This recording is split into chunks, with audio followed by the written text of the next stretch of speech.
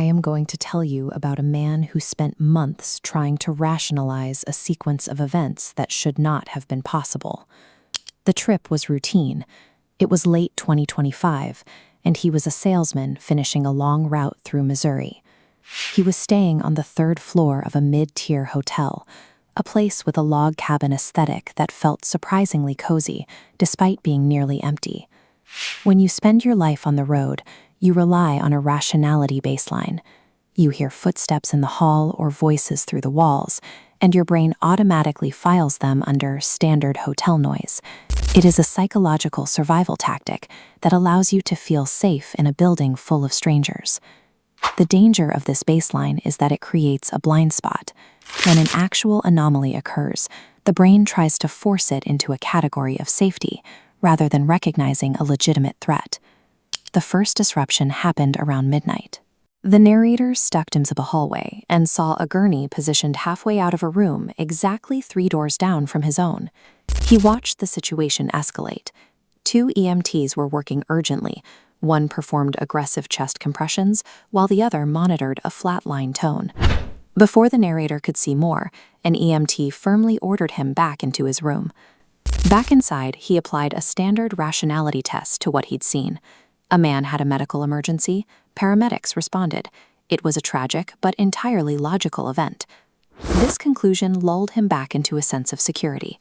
By framing the trauma as a medical reality, he became effectively blind to the events that were about to follow. He had just climbed into bed when he heard 3 soft knocks on his door. He ignored them, assuming the building was simply settling or the plumbing was acting up. His logical defense begins to crumble here. The pattern repeats. 3 loud, unmistakable knocks, followed by the sight of the door handle slowly moving. The theory of settling pipes fails, forcing him to consider a secondary hypothesis, a guest at the wrong door. He looks through the pee-hole to find an entirely empty hallway, yet at that exact moment, the light under his door vanishes. Something is standing on the other side, physically blocking the hallway light. The logic tree collapses into a single, unresolved anomaly. The narrator is a trained, licensed firearm owner. He did not reach for his weapon. He stood in the center of the room, completely paralyzed. When physical evidence contradicts spatial reality, the standard fight-or-flight response short-circuits. The brain stops processing survival and enters a state of total cognitive gridlock. After an hour of silence, he heard a door open down the hall and the sound of quiet muttering. He opened his door, desperate for a rational anchor, the presence of another real person.